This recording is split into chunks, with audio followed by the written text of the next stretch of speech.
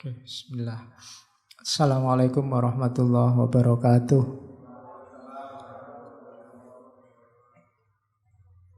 Bismillahirrahmanirrahim. Alhamdulillahi rabbil alamin. Wa bihi nasta'inu ala umurid dunya waddin. Allahumma sholli wa sallim wa barik ala habibina wa syafi'ina Sayyidina wa maulana Muhammadin wa ala alihi wa ashabihi wa man tabi'ahum bi ihsanin ila yaumiddin. Bismillah. Mari kita lanjutkan ngaji kita. Malam hari ini kita masih ada di sesi sains, ilmu dan pengetahuan. Kalau di kampus ini masuk di materi mata kuliah filsafat ilmu. Pas hari ini kita kehilangan salah seorang tokoh saintis ilmuwan besar, Stephen Hawking, yang hari ini meninggalnya. Kapan-kapan kita bahas beliau, gagasan-gagasannya unik, khususnya dalam ranah kosmologi.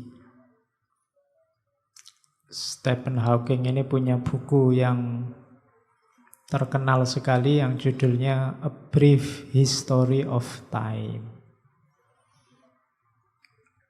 Kalau ada uang, silahkan beli bukunya. Atau download yang aslinya yang bahasa Inggris. Kelihatannya ada, bisa kalian baca langsung tentang Stephen Hawking itu.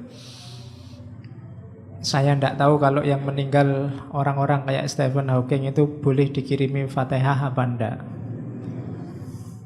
Nyampe apa enggak kalau kita sholat goib apa tahlilan untuk Stephen Hawking. Oke, biar ulama-ulama fikih yang bahas. Tapi yang jelas jasa-jasa beliau besar. Beliau ini digelari Einstein pemalas. Karena memang orangnya males. Males tapi pinter. Ya.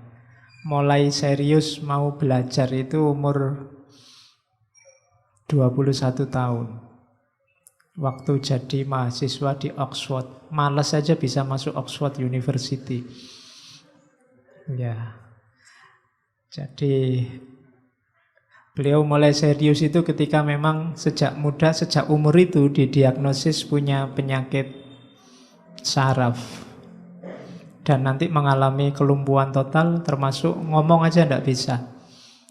Ngomongnya pakai alat yang ada di kursi rodanya itu.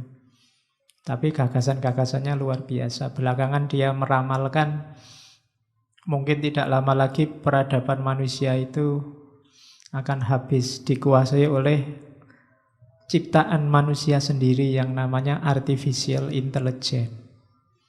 Jadi kita akan diperbudak oleh mesin.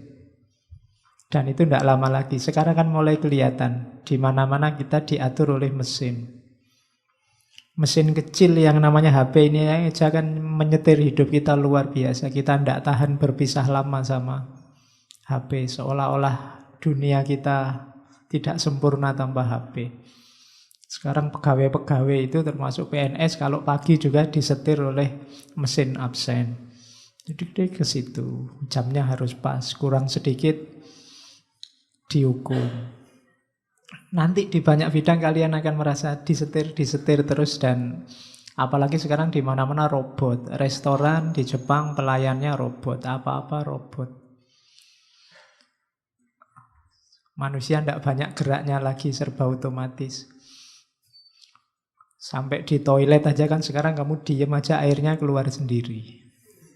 Zaman dulu kan kamu tidak susah ngetuwet, tapi sekarang sudah diatur. Jadi apa-apa dikuasai, namanya artificial intelligence. Dan itu mungkin yang ciptaannya manusia sendiri yang bisa mengakhiri peradaban manusia sendiri. Dan kita nanti jadi tidak manusiawi. Dan ramalannya Hawking, mungkin 30 tahunan lagi bumi ini sudah tidak kuat menyangga beban dan ulahnya manusia, termasuk jumlahnya. Kalau 30 tahun lagi kan tidak lama. Manusia, katanya Hawking, disuruh nyari alternatif tempat tinggal baru kalau ingin selamat. Nah, itu ramalannya ilmuwan, pasti dia punya kalkulasi-kalkulasi. Kalau cuma 30 tahun, jangan-jangan saya ngalami, apalagi kalian. Makanya siapkan diri mateng-mateng, karena mungkin beberapa puluh tahun ke depan ada banyak kesulitan-kesulitan besar yang kita hadapi. Makanya tidak usah menghabiskan energi untuk gaduh hal-hal yang tidak penting. Hari ini tingkatkan kualitas dirimu, nyari bekal sebanyak-banyaknya, nyari ilmu, nyari pengetahuan, kuasai keterampilan sebanyak-banyaknya. Kalian akan butuh tidak lama lagi. Makanya ngaji-ngaji apapun, kegiatan-kegiatan apapun yang mengupgrade kualitasmu, ikutilah. Pinter-pinterlah menguasai dirimu dengan segala perangkatnya. Itu yang dipesankan pada saya oleh beberapa ulama. Karena memang ini zamannya sudah akhir. Saya khawatirnya energimu habis untuk hal-hal yang tidak penting. Karena orang Indonesia ini ya memang dasarnya peduli, tapi pada akhirnya ngurusi hal-hal yang dia harusnya tidak ikut ngurusi. Membahas yang harusnya ngapain ikut-ikutan bahas. Marah-marah pada hal yang ngapain kita ikut marah untuk itu. Dan itu banyak sekali isunya. Maka kalian mulai pinter-pinter menata energimu. Oke, ya bismillah, termasuk ngaji ini semoga mengupgrade kualitas kita sedikit-sedikit. Paling tidak nambah-nambah informasi, semakin meluaskan jangkauan berpikir kita sehingga tidak gampang kaget, tidak gampang ditipu, wawasannya luas. Orang yang gampang kagetan itu biasanya memang wawasannya belum luas. Dianggapnya kebenaran, kebaikan itu hanya itu versi yang dia tahu. Padahal mungkin yang lain banyak. Ketika ada yang lain, dia kaget. Terus marah-marah. Terus kita gegeran habis-habisan di Facebook, di WA.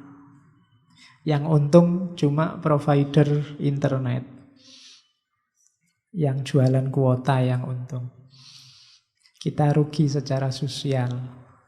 Termasuk dalam kehidupan kita sehari-hari kan kita banyak menghabiskan waktu untuk hal-hal yang tidak penting. Maka mulai sekarang diatur, karena mungkin 10-20 tahun lagi kamu akan ketemu banyak sekali kesulitan yang tidak kamu bayangkan sebelumnya. Upgrade-lah kekuatanmu, perjuanganmu berat. Ya. Kalau yang tentang ini kalian tidak bisa menghindar, karena peradaban tidak bisa ditanggung orang lain, harus kalian. Peradaban di tangan kalian.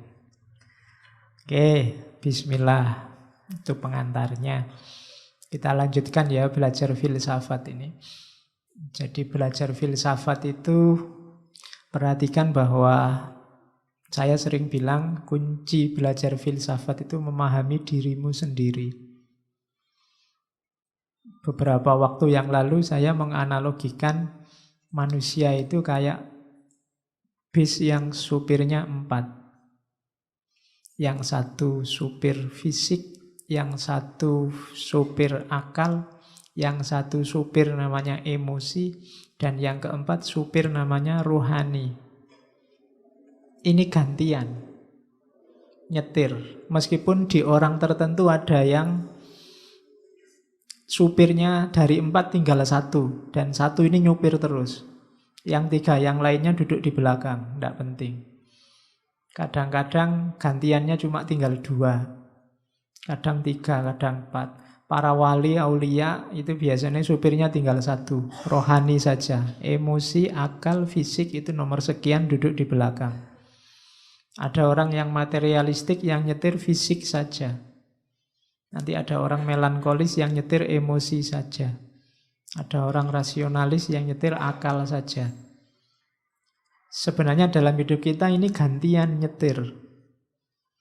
Kenapa saya sebut gantian? Karena biasanya kalau yang satu sudah maju, yang lain tidak penting lagi. Emosi kalian sedih, tapi kalau yang nyetir pas yang fisik, misalnya kalian pas makan, kan tidak ada orang makan sambil nangis.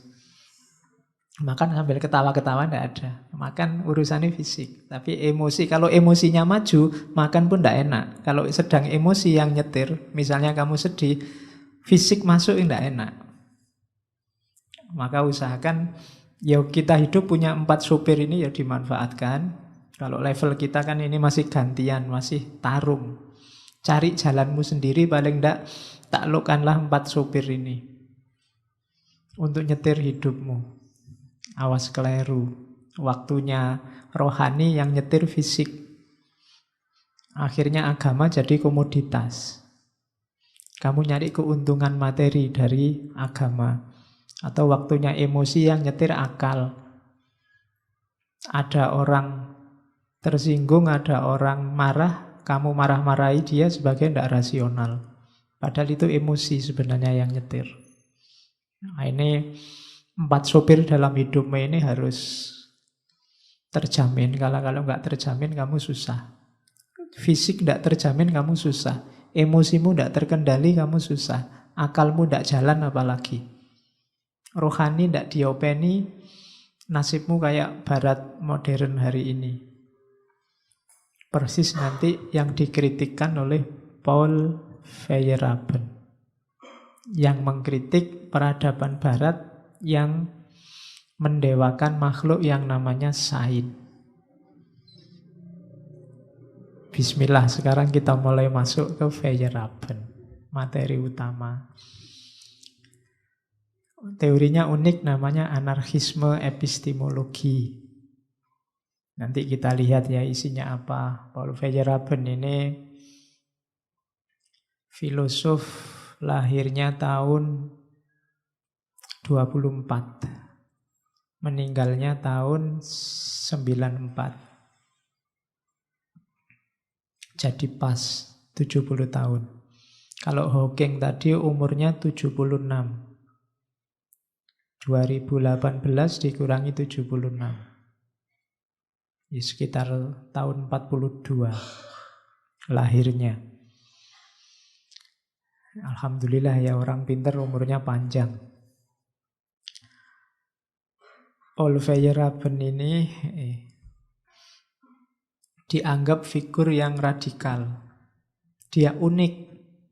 Pikiran-pikirannya alternatif. Dia lebih suka disebut filosof. Dia tidak suka disebut filosof. Dia lebih suka disebut entertainer. Penghibur. Nah, lebih enak gitu kan.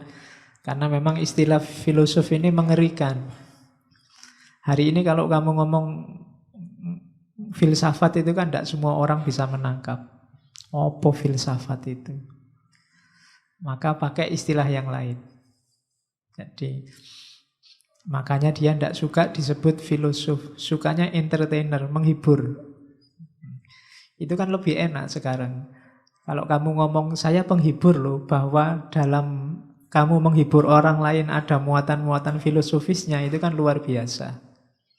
Jadi mending kamu disebut pelawak tapi penuh hikmah daripada disebut filosof tapi pikirannya tidak jelas, lucu. Kebalikannya. Maka Feyerabend lebih suka disebut entertainer, menghibur orang. Filsafat itu kan sampai level tertentu kan menyenangkan, bikin orang terhibur. Kenapa? Gagasan-gagasannya tidak sama kayak yang lain. Jadi itu ciri yang pertama. Dan Feyerabend ini radikal. Cara berpikirnya, kalau di situ saya sebut tandingannya Nietzsche. Dia punya gagasan apa, dilontarkan aja, tidak pakai mikir. Ada ide apa, ditulis saja. Ada gagasan apa. Kadang-kadang dia sendiri belum yakin yang diomongkan itu benar. Tapi pokoknya diungkapkan aja. Nanti lihat aja respon orang. Nanti kan orang yang mendiskusikan, biar aja. Lah iya.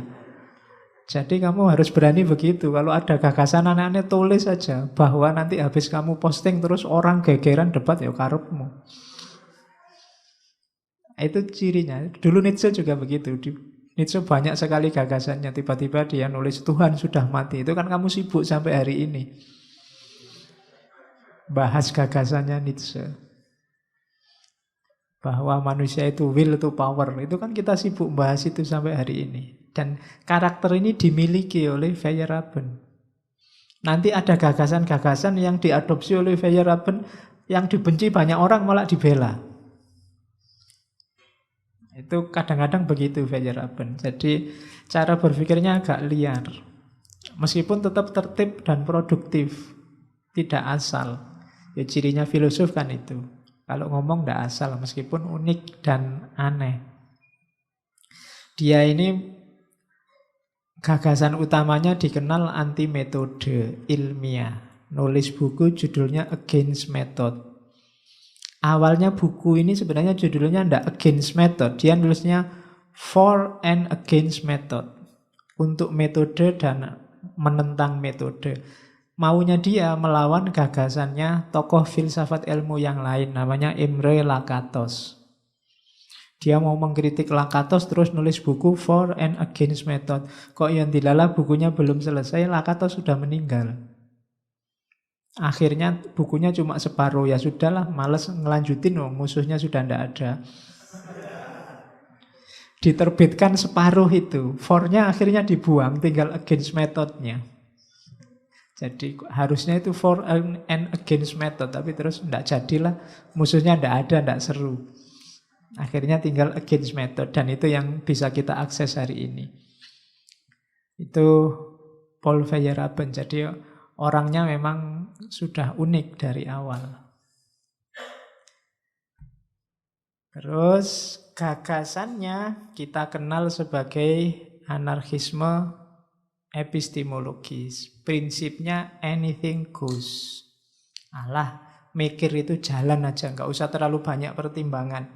Nggak usah terlalu banyak metode, nggak usah diatur-atur, wis mikir sak senengmu.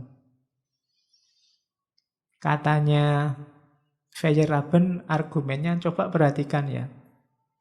Gagasan seaneh apapun, gagasan seunik apapun dalam sejarah manusia, itu pasti pernah bermanfaat.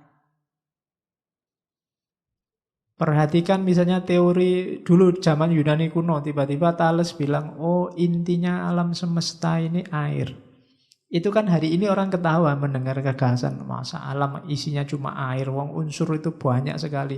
Apalagi yang ngerti ilmu kimia. Kalau cuma air dia belum inti. Tapi katanya Feyerabend, gagasan yang hari ini ditertawakan pada zaman itu pasti memberi kontribusi. Pada zaman itu di ruang dan waktu tersebut ada sumbangannya untuk peradaban. Ya hari ini diketawakan. Dulu orang bilang bumi datar, itu kan salah bagi pandangan hari ini. Tapi pada zaman itu sebelum orang ngerti kalau bumi bulat, kan kita mengambil banyak manfaat dari gagasan bumi datar itu. Hari ini mungkin kamu menertawakan pengobatan model perdukunan. Tapi pada saat gagasan perdukunan itu muncul, orang banyak ngambil manfaat. Banyak orang sembuh loh gara-gara dukun. Dulu di Jombang ada ponari. Itu kan monumental. Harusnya kamu bahas itu. Logikanya ponari itu. Itu kan menantang loh itu. Jadi ratusan orang berduyun-duyun ingin diobati ponari. Padahal dia anak kecil yang kesambar bledek basa Jawane. Jadi kesambar petir terus nemu batu. Bayangkan habis kesambar petir masih bisa nemu batu. Biasanya kan orang habis kesambar petir kan ya wis pusing pening, tapi dia dapat batu. Batunya dibawa pulang dan diasumsikan berkhasiat. Itu kamu ketawa luar biasa kan? Mungkin bagi para ulama ini musyrik. Bagi para filosof ini tidak masuk akal. Tapi buktinya loh banyak orang sembuh. Saya ngalami sendiri, saya orang daerah sana. Ratusan orang ke sana dan yang sembuh juga banyak. Ada manfaatnya teori yang tidak masuk akal itu. Yang menurutmu bid'ah musyrik itu. Ternyata orang bisa sembuh. Bagi yang sakit kan peduli amat. Dianggap musyrik, dianggap bid'ah, sih penting waras. Kan gitu cara berpikirnya orang. Jadi katanya Feyerabend, enggak. Setiap teori, seabsurd apapun, pada zamannya dia menyumbangkan sesuatu. Paling tidak menyumbangkan ide, gagasan, unik, alternatif jawaban terhadap kegelisahannya manusia. Jadi itu argumennya sehingga cara berpikir, metode ilmiah, sains dan yang sejenis itu jangan terlalu dibakukan. Anarkis saja. Biarkan sesuai gayanya masing-masing. Oke. Katanya Feyerabend, ilmu itu seperti seni. Kalau terlalu dibatasi, tidak kreatif, membosankan. Kalau terlalu banyak aturan, membosankan. Maka dia harus dibebaskan dari tata aturan. Kayak kalian baca skripsi itu kan males. Karena apa? Aturannya oke. Dari awal sampai akhir babnya sama semua. Latar belakang, rumusan. Kayak gini kan bosen banget. Paling mbok jujuk yang kamu butuh aja kamu copy paste. Bagian-bagian tertentu kamu cuekin, kamu loncati. Kenapa membosankan? Tidak kreatif. Coba skripsi itu tidak pakai aturan. Bisa ucap-ucapmu lucu-lucu ya rapopo. Itu mesti... Iya, mesti menarik. Yang baca juga tertarik. Jajal kamu ngomong apa. Cuma karena banyak aturan itu jadi kaku. Membacanya males. Padahal ilmu itu katanya Feyerabend kayak seni. Seni itu kan harus macam-macam. Alternatif bisa dinikmati. Kalau seni terlalu banyak aturan, tidak jadi seni. Tidak ada kreativitas. Kalau lagu kok dibakukan bahwa yang termasuk lagu itu yang dangdut saja, tidak seru. Ya butuh keroncong, butuh sekali-sekali improvisasi Jawa plus dangdut jadi campur sari. Sekali-sekali improvisasi keroncong tambah apa gitu kan menarik. Tapi kalau hanya satu yang dideklarasi sebagai yang resmi, tidak menarik. Statusnya sebagai seni bubar. Dan ilmu itu seni. Ilmuwan berarti ya kayak artis. Kalau artis itu semakin dia keluar dari pakem, dianggap kreatif, semakin dia unggul dikenal. Harusnya ilmuwan juga begitu. Ilmuwan itu jangan terlalu terikat oleh pakem-pakem aturan. Hasilnya membosankan, mengulang-ulang penelitian lama, mengulang-ulang gagasan lama. Coba kalau setiap tulisan, setiap skripsi, setiap jurnal itu ada gagasan baru yang unik, yang luar biasa, yang tidak cuma ngulang. Oh ya mungkin lebih menarik dunia ilmiah itu. Tapi sekarang kan rasanya dunia ilmiah itu kaku. Membosankan. Kalian nulis makalah aja kata pengantar. Terima kasih kepada Pak dosen, terima kasih. Moconi wae males. Kelihatan formalitasnya. Coba bikin yang unik, yang trik. Itu Feyerabend Yolanda. Yo. Nanti kamu gegeran sama dosen pembimbingmu alasannya ngaji semalam begitu bilangnya Pak. Ya, merubahnya paradigmatik kayak Thomas Kuhn minggu lalu. Kalau kamu sendirian ya nilaimu jatuh sendirian. Harus bareng-bareng. Paradigmanya yang diganti. Jadi meskipun sains itu objektif, titik tekannya jangan di objektivitas, tapi justru di subjektivitas, kreativitas para ilmuwan. Disitulah nanti justru perkembangan ilmu terjadi. Kalau terlalu banyak aturan, ilmu tidak berkembang, hanya mengulang-ulang.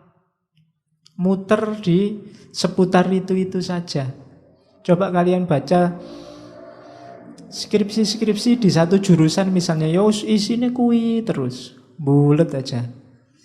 Pendidikan bahasa Arab di madrasah apa? So, yang lain bahasnya ganti, cuma diganti madrasah itu. Salah satu madrasah. Ya. Akhirnya pendidikan bahasa Arab di madrasah se-Indonesia ada. Isinya podo, cuma sing beda cuma data madrasahnya tok. Membosankan. Kalau yang tafsir ya nanti semua yang ada di Quran dibahas. Sabar menurut Al-Quran, jujur menurut Al-Quran. Apa yang menurut terus sak tipe macamnya bosen. Gitu loh. Ada kapan itu saya baca ada semut dalam Al-Quran. Wah, sampai begitu. Qurannya sampai ada semutnya, tidak pernah dibaca mesti. Iya. Oke, jadi membosankan katanya Feyerabend. Padahal ilmu itu kan kayak seni, harus kreatif.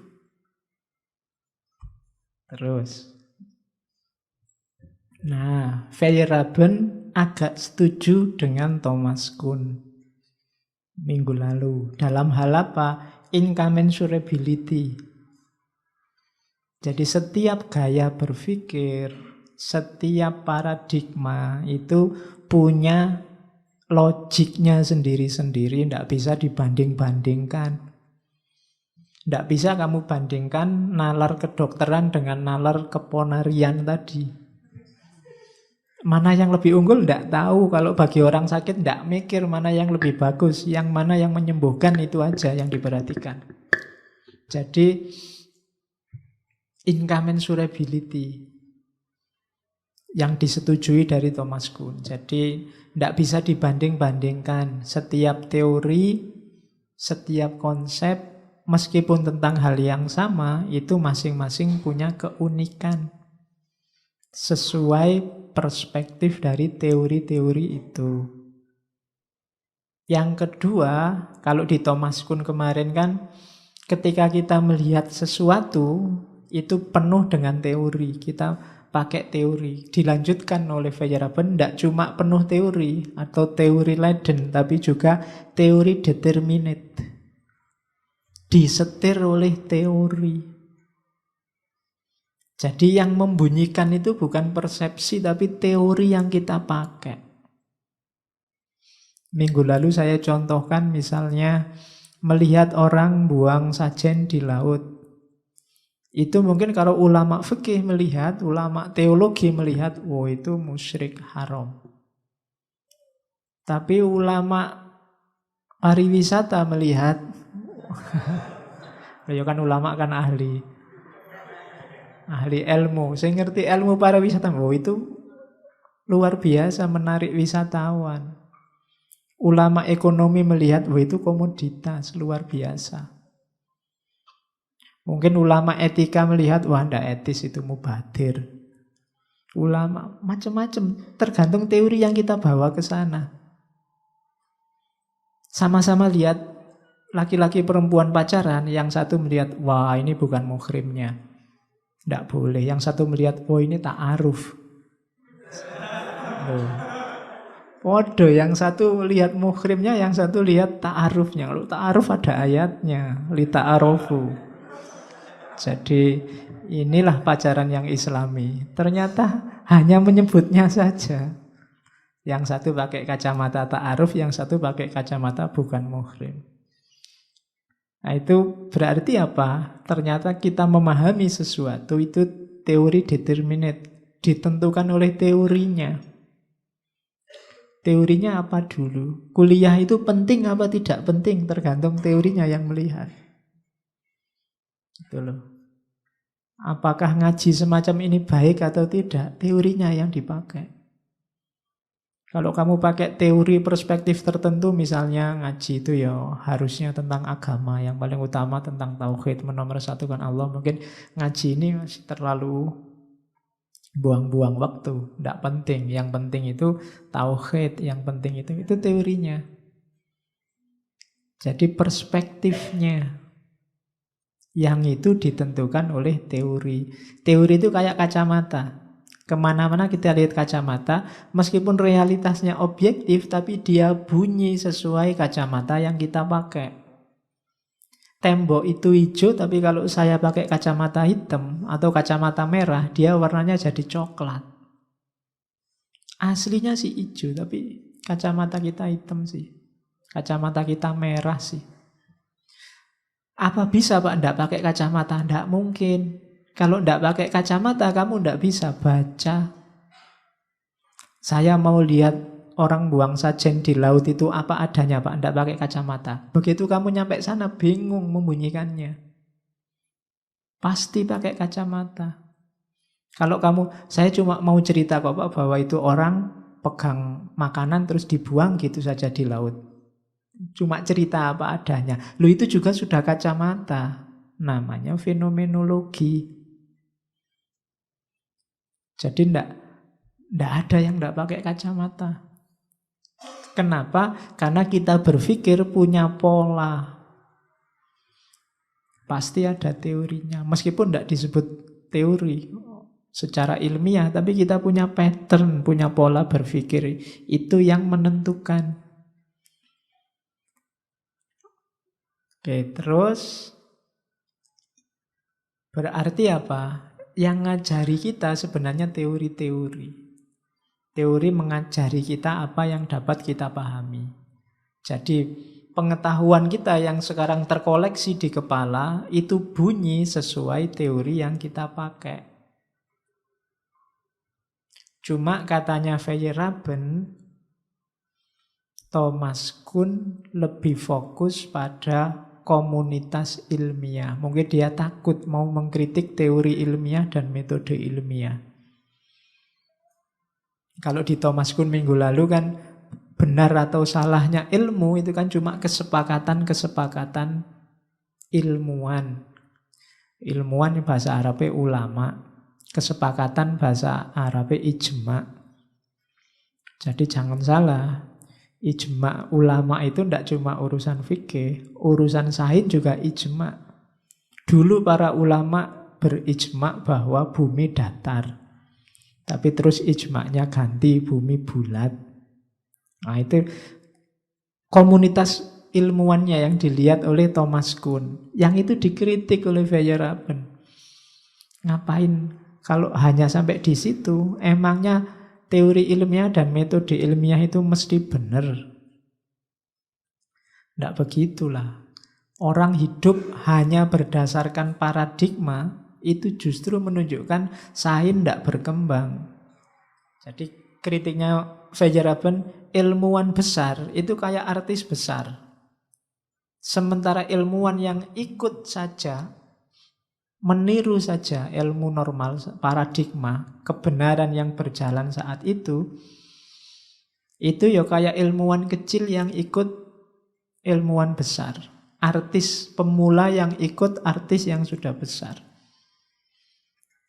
Analoginya Feyerabend, ilmuwan besar itu kayak The Beatles, sementara ilmuwan kecil itu, para pengikut itu ya kayak band-band yang niru The Beatles. Ilmuwan besar itu kayak Michael Jackson, ilmuwan peniru itu ya kayak yang niru-niru Michael Jackson itu. Yang kalau ngomong logatnya Jawa tapi rambutnya keliwir-keliwir terus pakai itu. Nah, kayak begitu cuma niru. Padahal kalau ingin kita disebut ilmuwan besar harus apa? Ndak ikut begitu saja ilmu normal. Ndak menerima begitu saja apa yang selama ini jalan. Jadi katanya Feyerabend, enggak. Kalau hanya ikut saja, ilmu enggak berkembang. Kita kalau bahasa agama hanya taklid saja. Jadi, jadilah ilmuwan besar. Jangan jadi ilmuwan kecil. Jangan jadi pengikut. Jangan jadi band-band pengikut. Kalau band-band ikut-ikutan itu kan paling, kalau show ditampilkan di awal. Nunggu band yang aslinya tampil. Itu pun gak ada yang dengerin biasanya. Tiwas teriak-teriak latihan sampai capek. Waktu show gak ada yang lihat. Apalagi kalau show-nya dilama-lamain karena band aslinya masih siap-siap. Itu bisa dilempari batu kamu. Itu resikonya ilmuwan kecil, hanya ikut-ikutan. Jadilah ilmuwan besar. Itu yang dikritikkan oleh Feyerabend pada Thomas Kuhn. Ada yang disetujui tadi, incommensurability, ada yang ditambah maksudnya tidak sekedar teori Leiden dipenuhi teori, tapi juga disetir oleh teori. Ada yang dikritik dari Thomas Kuhn, yaitu terlalu fokus pada komunitas ilmiah dan mengkritik sains normal. Ilmuwan yang hanya mengikuti sains normal, dia bukan ilmuwan besar. Dia hanya ilmuwan pengikut. Hakikatnya seorang ilmuwan, dia harus penemu.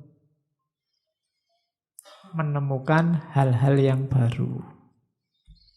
Terus dari situlah nanti muncul gagasan against method.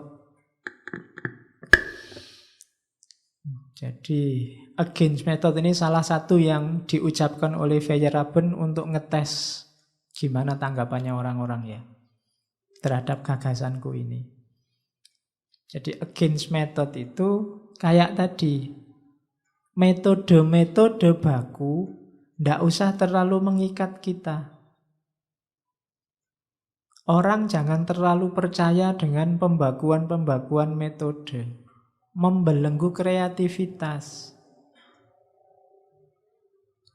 Ada contohnya, Feyerabend ini mendukung kreasionisme. Kreasionisme itu bahwa alam ini diciptakan dari tidak ada. Jadi Tuhan kayak main sulap, ting, tiba-tiba ada alam ini. Itu kan dikritik habis-habisan oleh para saintis. Mereka pakai teori macam-macam. Nah itu yang kayak gini malah dibela oleh Feyerabend. Cuma dia tidak benar-benar membela, cuma ngetes saja.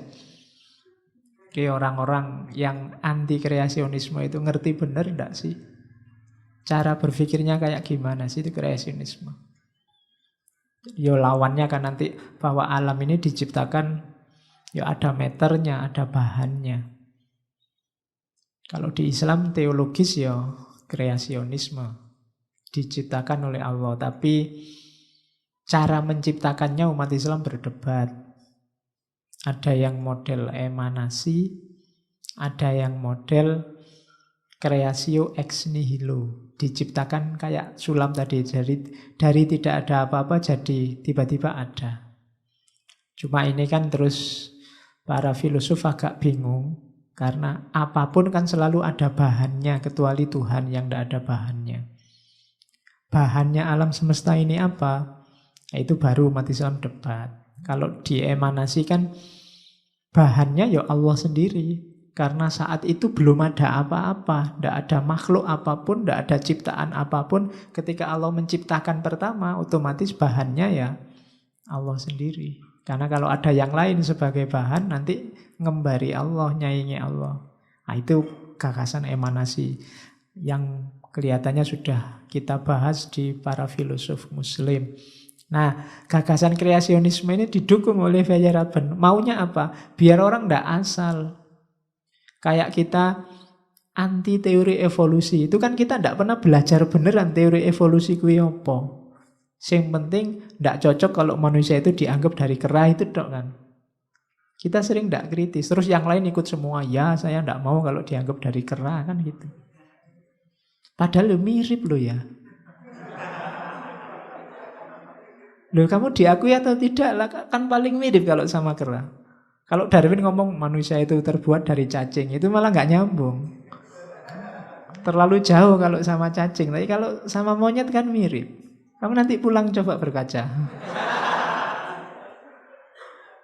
Nanti kan rodok mirip sedih. Cuma kita tidak pernah belajar apa sih teori evolusi itu. Kayak gimana Darwin, kita dengar ada yang missing link. Missing link itu di mana, bagian apa? Terus kalau di Quran Nabi Adam, kayak gimana ya tafsirnya para ulama tentang Nabi Adam? Apa Nabi Adam itu dulu tinggi besar, sama strukturnya kayak struktur monyet? Apa gimana? Nah, itu kan tanya. Kalau dulu Pak almarhum Damarsjati Supanjar selalu ngasih pertanyaan unik. Apakah Nabi Adam itu punya udel? Punya pusar enggak Nabi Adam itu? Kan dia lahirnya enggak punya ibu. Pusar ini kan nyambung sama pusarnya ibu untuk nyari makanan.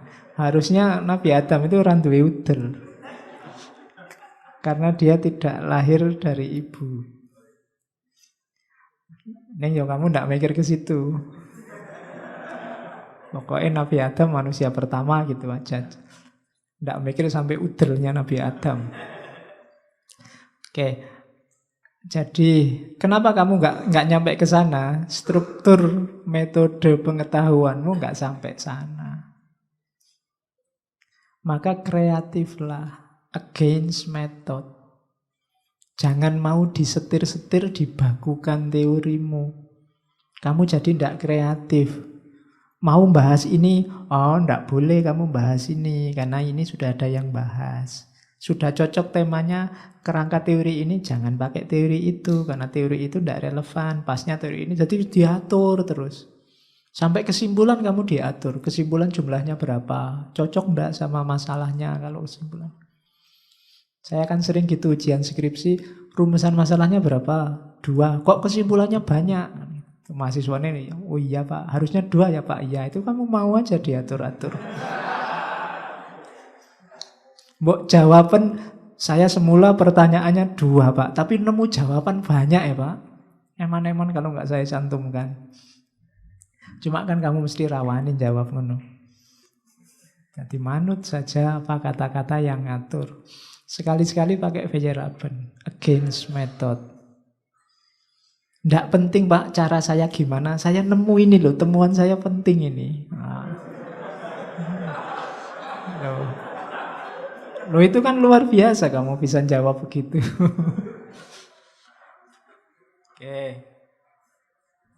Jadi apa sih maunya Feyerabend? Tidak anti sains. Yang dianti apa? Dogmatisme, arogansi dogmatik para ilmuwan, para saintis. Jadi nanti dia pakai kalimat don't take yourself so seriously. Jangan terlalu serius dalam dunia sains. Wong sains itu cuma salah satu mode, salah satu gaya, salah satu perspektif menghadapi realitas. Kita kadang-kadang kan menganggap kalau sudah ilmiah itu sudah luar biasa. Tidak, ilmiah itu hanya salah satu mode, salah satu gaya mendekati realitas. Gaya yang lain banyak. Tidak harus ilmiah. Dan tidak selalu yang ilmiah lebih benar dan lebih baik. Banyak ilmiah yang malah merusak. Banyak ilmiah yang malah ngaco. Maka don't take yourself so seriously. Kalau bahasa Jawa ini mungkin ojo mantep-mantep, ojo serius-serius. Santai saja. Tidak usah marah-marah kalau ada orang ngomong tidak ilmiah. Sekarang kan ilmiah itu kan bagimu metode ilmiah yang kaku, termasuk referensinya ya tokoh-tokoh ilmiah barat. Kalau referensinya masih Ghazali, referensinya masih, kan kamu nganggapnya tidak ilmiah. Itu masih deso Pak, masih ada ayatnya, wah kurang keren Pak. Yang keren itu kalau ada kata-kata atau tokoh-tokoh barat, referensinya Habermas, referensinya Foucault, itu kan kamu merasa wah luar biasa. Tidak, itu cuma salah satu gaya, salah satu perspektif. Jangan terlalu serius. Itu yang bikin kamu mudah tertekan kan. Kalau diskusi tiba-tiba temanmu, menurut saya sebagaimana kata-kata Foucault, itu kamu nggak wani bantah wis. Ya kan? Sebagaimana saya baca di bukunya Habermas itu semua anggap wis bener wis kalau sudah begitu. Dan itu dulu pernah tak praktekkan zaman saya jadi mahasiswa baru. Jadi kalau diskusi sudah mau kalah, saya baca di bukunya Nurcholish Madjid itu. Wow. Sudah wis, koncone wis rawani bantah kalau sudah keluar kayak gitu. Itu salahmu sendiri, kamu terjebak gaya ini. Jadi akhirnya mudah dibohongi. Padahal ya mungkin iya, wong aku ya ora tau maca Nurcholish Madjid. Dikarang wae kan ya, ngomong ya percaya wae. Atau karanglah menurut buku tentang hermeneutik yang dikarang oleh Josh sapa ngono. Sing penting bahasa Inggris ngono wis ora percaya wis. Wong kita sukanya gitu tuh, terpesona oleh referensi tokoh-tokoh besar. Dan sebagian besar kita ndak tekun baca. Jadi kalau dibohongi semacam itu ya manut aja. Ya. Kalau ndak percaya ya, kalau ada hukum apa itu menyalahi undang-undang KUHP pasal sekian sekian itu orang males ngecek, tapi begitu ada kata-kata itu kan percaya wae. Wah, KUHP lo itu. Padahal kalau dicek KUHP bagian mana yang punya gitu. Tidak ada. Tapi kamu mengkerut mesti kalau ada orang diskusi sudah ngomong begitu. Oke, maka against method. Bahasa lain dari kritislah. Jangan diterima saja apa-apa. Seriuslah. Itu kalimatnya. Dari against method yang saya cuplik. One can show the following. Given any rule, however fundamental or necessary for science, there are always circumstances when it is advisable not only to ignore the rule, but to adopt its opposite. Jadi, orang bisa melihat hal berikut, bisa menunjukkan hal berikut. Given any rule, misalnya ada satu aturan ilmiah, betapapun fundamental dan pentingnya teori ilmiah ini bagi sains, selalu ada situasi yang advisable, yang bisa dipertimbangkan lagi. Tidak hanya untuk cuek pada teori ini, tapi juga untuk mengambil teori yang sebaliknya. Kenapa? Setiap teori ada keterbatasannya. Apalagi teori yang hubungannya sama manusia, tergantung. Saya sering bilang, dunia ilmu itu dunia yang banyak syaratnya. Teori A bisa kamu salahkan dengan memasukkan dalam situasi yang berbeda. Kalau kamu bilang misalnya, Pak, ini saintifik loh Pak, matahari selalu terbit dari timur. Loh, dalam situasi tertentu nanti dia terbit dari barat.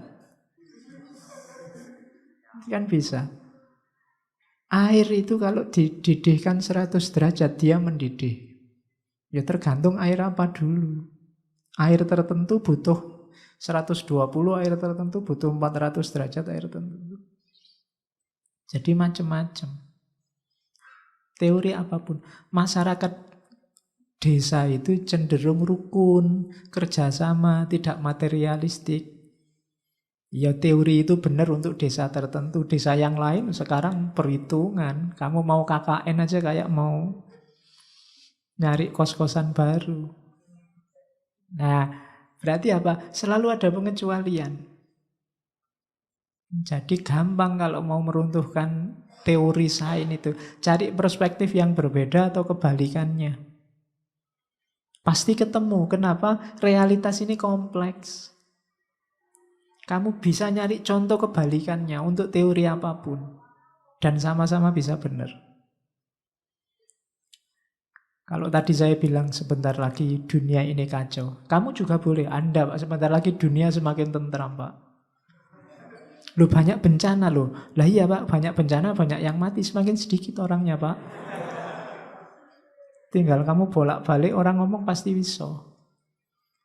Nah, jadi teori apapun cari kebalikannya pasti bisa. Maka jangan fanatik sama teori. Against method. Kritiklah metode-metode, kritiklah teori-teori. Tidak ada teori yang universal, yang berlaku kapanpun, dimanapun, dalam situasi apapun. Nah, itu against method. Bahkan dia bilang bahwa kadang-kadang mengkritik teori hari ini itu pakai teori lama juga mungkin. Saya tidak baca detailnya, kamu baca sendiri ya. Contohnya dia, misalnya teorinya Aristoteles. Aristoteles dan Ptolemeus yang bilang bahwa bumi ini pusatnya alam semesta. Matahari yang muter. Jangan dikira ilmuwan nanti siapa? Kopernikus yang bilang bahwa justru yang muter itu bumi. Matahari yang diam, diputeri. Ini sebenarnya dulu sudah ada yang ngomong itu, cuma dulu diketawain.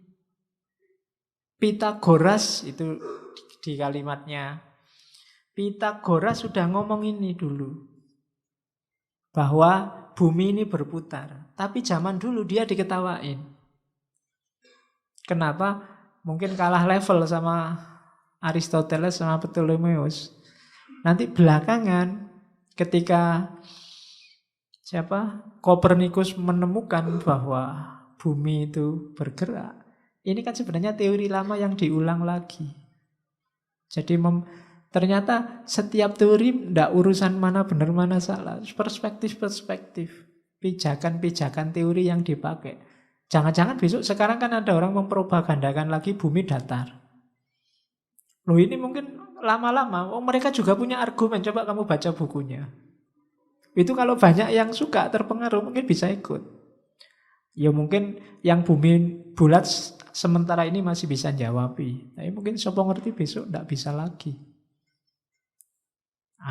Jadi ternyata itulah karakternya sains. Bahkan teori lama yang sudah dianggap salah pun bisa dibangkitkan lagi versi baru jadi benar.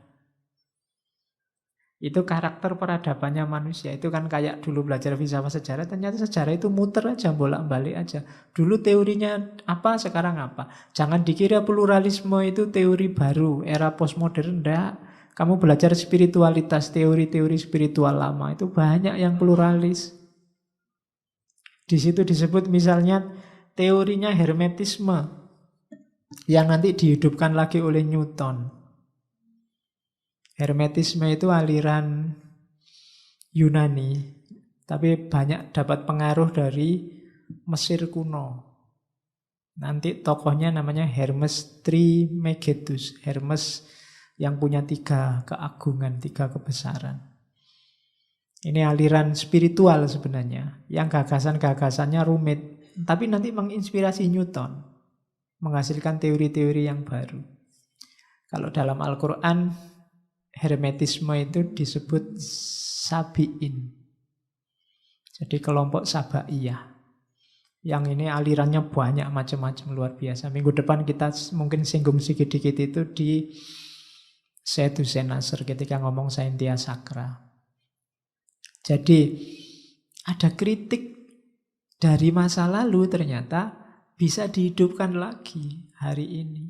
Jadi ternyata beda sama kalau di Thomas Kuhn kemarin kan teori lama sudah tidak laku nih, ganti teori baru. Enggak, kapan-kapan yang lama ini bisa laku lagi kalau konteksnya pas. Kayak Al-Quran itu. Al-Quran itu kan ada yang setuju nasih mansuh, ada yang tidak setuju. Ada yang tidak setuju Al-Quran kok dinasah, dihapus. Al-Quran itu ya kalau memang tidak cocok, ya biar aja. Nanti kalau situasinya pas, dia cocok lagi. Kalau situasinya memungkinkan, dia bisa relevan lagi. Nah itu ada di teorinya Feyerabend, bahwa teori lama bisa dihidupkan lagi untuk perspektif yang lebih baru. Oke, ini kritiknya yang keras lagi. Sains itu di dunia modern kayak agama baru. Nanti di tulisan Feyerabend dia mengagumi Galileo. Galileo itu berani menentang gereja demi ide-ide sainsnya. Karena gereja sangat mengungkung zaman itu. Apa yang diperjuangkan oleh Galileo dengan menentang agama sains?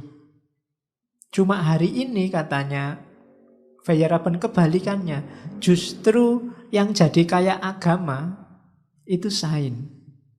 Sains posisinya sekarang kayak agama. Semua yang tidak saintifik, yang tidak ilmiah dianggap masih kuno, masih belum beradab, masih ndeso. Jadi sains hari ini menentang kreativitas dan imajinasi. Itu penjelasan tadi kan. Sains terlalu mengekang. Kemudian sains tidak hanya mewajibkan setiap orang percaya hal yang sama, tapi juga berpikir dengan cara yang sama. Jadi kita disuruh mempercayai hal yang sama, berpikir dengan cara yang sama. Alurnya juga diwajibkan dengan pola itu. Kalau tidak begitu dianggap tidak ilmiah. Ilmiah itu kan nyari masalah dulu, terus mengajukan hipotesis, terus menguji, terus menyimpulkan. Kalau yang tidak kayak gini dianggap tidak ilmiah. Apa tidak mungkin orang tiba-tiba nemu kesimpulan? Kan bisa saja. Nggak ada masalah tiba-tiba, wah ada ide, itu kan kayak kesimpulan tiba-tiba. Masalahnya tidak jelas. Nanti terakhir ya kita ketemu ilmu laduni itu bisa polanya begitu. Tidak ada angin, tidak ada hujan, tiba-tiba, iya. Kayak Newton itu kan nggak pernah merumusan masalah tentang gravitasi, tidak ada. Ya dia lihat apel jatuh itu aja, iya ya. Muncul gagasan gravitasi, itu tidak pakai hipotesis, tidak pakai rumusan masalah. Cuma hari ini kan kamu diatur ini, hipotesisnya apa, rumusan masalah apa, kerangka teorinya apa, dan kamu bingung. Semuanya serba kaku, kayak agama. Kalau syarat dan rukunnya nggak terpenuhi dianggap tidak sah. Wah ini kurang manfaat dan kegunaan. Terus kamu bingung lagi, rumusan masalahnya tidak jelas, kamu bingung lagi. Dari A sampai Z diatur. Makanya katanya Feyerabend, sains ternyata jadi agama baru. Ada ritual-ritualnya. Kayak kamu kuliah itu kan ada ritual-ritualnya, ada absennya. Nanti masuk surganya ya kalau kamu wisuda. Ya, nanti amal baik, amal burukmu akan diperlihatkan lewat transkrip nilai. Ya kan, kaya agama tuh yo. Jadi kalau banyak amal baik nanti ijazahnya kamu terima pakai tangan kiri, pakai tangan kanan. Kalau amal jelek pakai tangan kiri. Oke. Dan tidak menerima perbedaan. Pak, saya mau neliti ilmu santet, Pak. Tidak bisa. Santet tidak ilmiah, tidak bisa, wis. Ilmu gaib, Pak, tidak bisa. Pak, saya mau penelitian partisipatif tentang pesugihan babi ngepet, Pak. Raiso. Tidak boleh. Ya kan, yang diterima apa sains hari ini? Yang empiris dan yang rasional. Jadi yang ada faktanya dan yang masuk akal. Yang tidak ada faktanya, tidak. Kalau objeknya tidak ada faktanya, harus dibuat seolah-olah ada faktanya. Kamu bahas surga neraka, ya harus kamu jelaskan seolah-olah surga neraka itu ada di depan matamu. Penjelasan abstrak tidak diterima. Tidak masuk akal. Nah itu sains hari ini katanya Feyerabend. Dia tidak toleran terhadap perbedaan. Kamu menyalahi prosedur langsung dianggap salah. Padahal mungkin isinya benar. Nah, itu kritiknya. Jadi rasa benar sendiri dan arogan dari banyak ilmuwan. Hari ini kamu ditindas habis-habisan oleh arogansi ilmuwan. Mereka lah yang menguasai benar atau salah. Kadang-kadang kamu yang neliti sudah lihat sendiri, tapi kalau ilmuwannya nggak setuju dengan itu, ya kamu dianggap salah. Jadi agama sekarang, agama yang dulu menindas, terus digantikan posisinya oleh sains, sekarang kebalikannya, sains yang menindas. Itulah yang bikin kamu stres berhari-hari waktu nggarap skripsi, nggarap tesis. Kamu mengalami penindasan. Iya, kamu kan tidak bisa. Pokoknya saya mikir apa tak tulis gitu aja loh, Pak, kan tidak boleh. Aturannya dulu, rumusnya dulu, tata tulisnya dulu kan gitu. Jangankan itu kamu salah nulis footnote, kurang titik 2, kurang tanda kurung itu kan kamu juga dimarahi habis-habisan. Kamu kan tidak bisa jawab, alah Pak kurang titik 1 aja, Bapak paham toh? Ya sudah, ya itu maksudnya.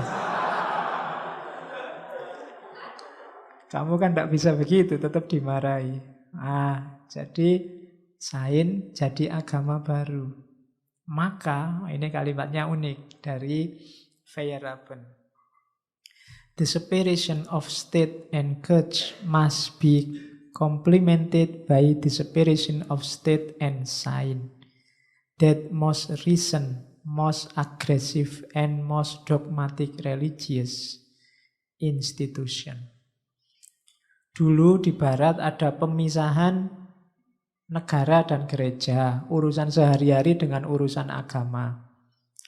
Itu belum katanya Fernand, dilengkapi lagi dengan pemisahan antara negara dan sains.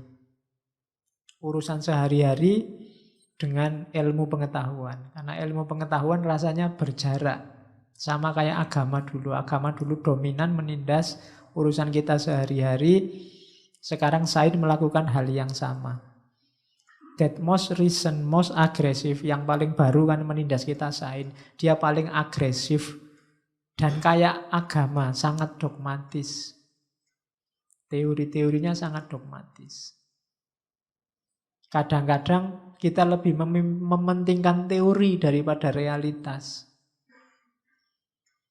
Teorinya begini ya, teorinya begitu ya, dan seterusnya. Contohnya kan banyak, misalnya hari ini ada siswa nakal, terus dijewer oleh gurunya. Pakai teori psikologi tertentu, yang dimarahi gurunya sekarang. Guru ini tidak manusiawi, pendidikan yang tidak humanis, ketemunya gitu. Yang disalahkan guru nih. Padahal zaman saya sekolah lu tidak cuma dijewer, bisa dipukul. Kalau hari Senin harus baris, dipukul penggaris kalau kukunya panjang. Untung tidak tak laporkan HAM dulu. Sekarang anak bisa lapor. Kenapa begitu? Ada teori yang membackupnya. Jadi ternyata apa-apa sekarang dogmanya pakai dogma sains, dogma teori. Maka katanya Verhoeven, sudahlah, dulu agama diceraikan dari kehidupan. Lahirlah sekularisme. Sekarang ya sains ceraikan aja. Sains biar diurusi orang-orang kampus. Hidup kita sehari-hari tidak usah disibukkan dengan sains. Sama kayak dulu tidak usah disibukkan dengan agama. Nah, itu sarannya Feyerabend begitu. Tidak tahu kalau agama dipisah dari negara, dari urusan sehari-hari namanya sekuler. Kalau ilmu dipisah tidak tahu namanya apa. Tapi ini kritiknya pada sains. Terus padahal katanya Feyerabend, kenyataannya seperti ini. Sains itu indah. Katanya Feyerabend, Einstein itu sebelum menguji teori relativitasnya menyatakan bahwa ia tahu teorinya benar karena it was beautiful. Karena teori relativitas itu indah. Maka katanya Feyerabend, sains itu berarti apa? Sains itu sesuatu yang indah. Kalau dibakukan, didogmakan jadi jelek. Jadi teori itu parameternya keindahan. Karena memang saya sering bilang estetika itu puncak kreativitasnya manusia. Termasuk agama itu puncaknya ada di estetika, keindahan. Coba dilihat. Agama ada itu untuk mengatur hidup kita kan. Hukum, paling dasar kan hukum. Kita boleh melakukan apa, tidak boleh apa. Kenapa kita diatur?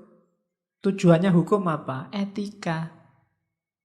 Biar hidup ini tertib.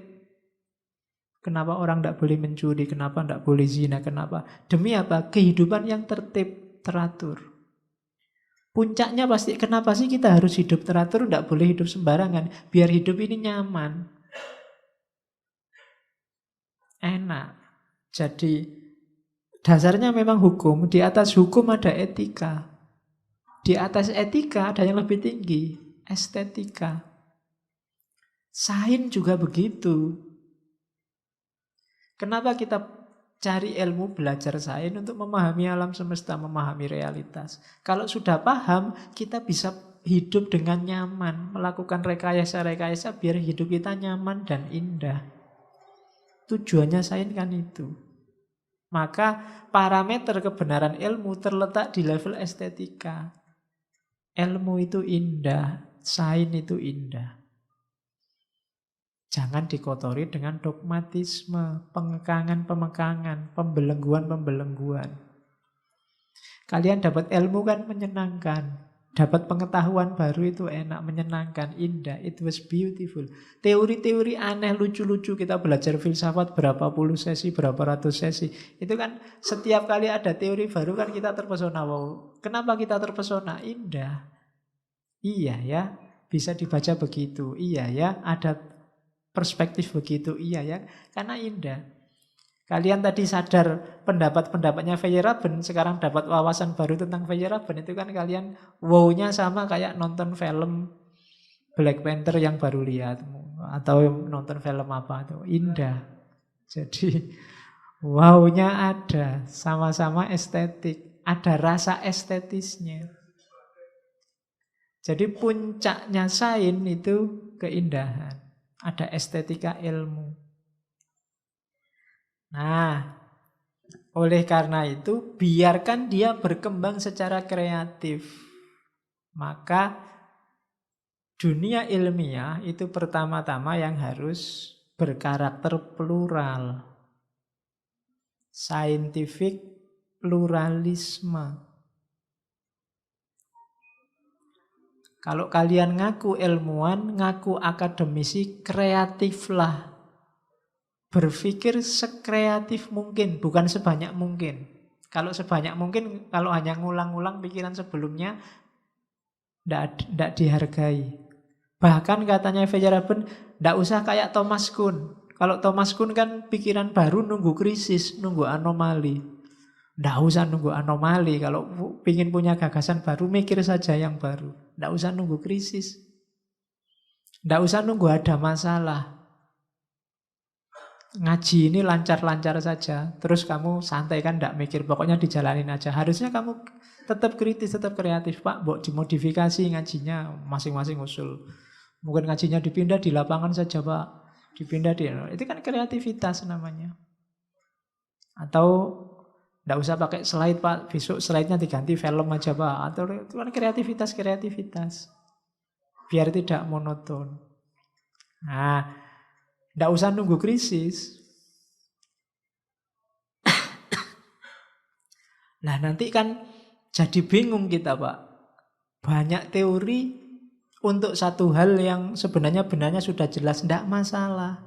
Setiap teori punya keindahannya sendiri. Ngaji ini ada yang menganggap penting. Gagasan bahwa ngaji ini penting itu ya bagus. Ada yang mengkritik. Kritik itu kan perspektif tertentu terhadap ngaji ini juga apik. Ada yang tidak setuju ya bagus. Punya argumen, ada yang tidak setuju. Kalau seragam malah tidak enak. Kalau semua suka ngaji filsafat itu ya di samping tidak enak juga tidak mungkin. Hidup itu kan gitu. Pasti macam-macam. Fitrah kita memang plural. Biarkan aja ada macam-macam. Itu kan tantangan bagi kita untuk mengelola. Ketika kita mengelola, lahir gagasan baru. Tidak usah takut. Kayak kamu belajar filsafat. Saya selalu bilang, belajar filsafat itu tidak usah takut, tidak paham atau salah paham atau keliru. Karena kalau kamu keliru, nanti lahir filsafat baru. Gitu. Jadi kamu bahas Feyerabend. Ternyata, lupa Feyerabend itu tidak begitu. Oh, berarti ini filsafat baru. Tidak tergantung Feyerabend lagi. Tidak usah khawatir. Jadi itulah namanya scientific pluralism. Jadi dunia ilmiah itu plural. Nah, ini yang sering kita jumpai juga, arogansi ilmuwan. Jadi katanya Feyerabend, para ilmuwan mengatakan bahwa sains lebih unggul dari pengetahuan. Alasannya dua. Ilmu pengetahuan metodenya terukur untuk mencapai hasilnya. Yang kedua, hasilnya kan sudah terbukti, bisa dilihat.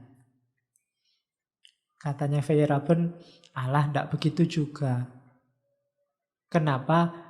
Kita melihat sains itu lebih berjasa daripada bidang yang lain itu karena propagandanya sains sendiri. Sains itu baru berapa abad hidupnya. Anggap aja dunia modern dimulai abad ke-15. 15, 16, 17, 18, 19, 20, 21. Baru 7 abad. Sebelum itu belum secanggih ini sains. Apa peradaban manusia sebelum itu sangat deso, sangat terbelakang? Tidak juga. Ada Yunani kuno, ada Cina kuno, ada Mesopotamia, Babilonia, Cina kuno. Peradabannya luar biasa. Meskipun tidak sebagaimana sains hari ini. Hanya kita terlalu mendewakan sains. Kenapa? Propaganda sainsnya yang luar biasa.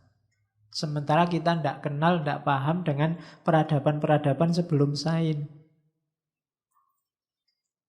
Jadi zaman dulu orang sebelum barat modern kan banyak orang multidisiplin ilmunya, multidimensi ilmunya. Bahkan lebih mengagumkan daripada ilmuwan hari ini.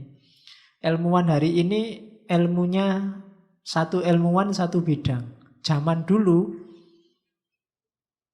seorang filosof bisa menguasai puluhan disiplin. Ahli filsafat, yo ahli kedokteran, yo ahli astronomi, yo ahli fikih, yo ahli. Dan bisa zaman itu lebih wow daripada orang modern. Hari ini kan kamu cuma sedikit. Bahkan di satu bidang itu pun hari ini orang kan lebih suka yang spesialis. Semakin sempit bidangnya kamu semakin dianggap pinter. Jadi justru orang paling pinter hari ini orang yang bidangnya sangat kecil. Ya contohnya dokter. Dokter umum sama dokter spesialis itu kan jauh lebih mahal dokter spesialis. Padahal dokter umum itu penyakit apa aja masuk ke sana. Kalau dokter spesialis mata kamu sakit THT ke sana disuruh pulang sama dokternya, dia tidak ngerti. Dokter umum kamu sakit apa aja dituruti. Tapi kan orang modern lebih menghargai yang spesialis. Kamu sakit mata ke dokter umum, paling biayanya di puskesmas itu 3.500, 5.000. Kalau kamu ke dokter mata bisa ratusan ribu. Dokter spesialis mata. Nanti ada dokter spesialis mata kiri. Itu bisa lebih mahal lagi itu loh, spesifik. Kalau yang sakit mata kanan enggak bisa dia, harus mata kiri. Loh, hari ini kan gitu, spesialisasi lebih dihargai. Jadi tambah sempit. Enggak pantas orang sombong, ngertinya cuma itu aja kok. Ya kayak kamu, padahal kamu ini kan kuliah. Kuliah itu kan artinya harusnya ilmumu universal, makanya namanya universitas. Mempelajari segala hal. Cool, tapi kan enggak, kamu kan cuma ngambil satu bidang, satu jurusan. Satu disiplin keilmuan. Jadi ya pasti enggak cool. Enggak kuli tapi juz'i. Bagian tertentu dari realitas. Iya. Yo besok berangkat kuliah namanya bukan kuliah lagi tapi juz'iyah. Mari kita berangkat juz'iyah. Karena ilmunya spesifik. Oke. Kenapa ilmuwan jangan arogan? Karena dia terbatas. Terbatas oleh apa? Terbatas oleh sejarahnya sendiri. Jadi ilmuwan itu tergantung juga dengan alam sosial, alam lingkungan, instrumennya, sponsornya, temannya, asistennya, lembaganya banyak. Jadi dia terbatasi oleh banyak hal, makanya jangan arogan. Jangan merasa kalau sudah ilmuwan itu sudah derajatnya luar biasa, enggak. Dia juga terbatas. Secanggih-canggihnya seorang ilmuwan, wawasannya terbatasi oleh keterbatasan dirinya sendiri. Kapasitasnya, kemampuan berpikirnya, teman-temannya, kekayaannya. Mungkin pinter tapi modalnya kurang sehingga bisanya ya neliti yang kecil-kecil. Atau modalnya besar tapi kemampuan otaknya nggak nyampe.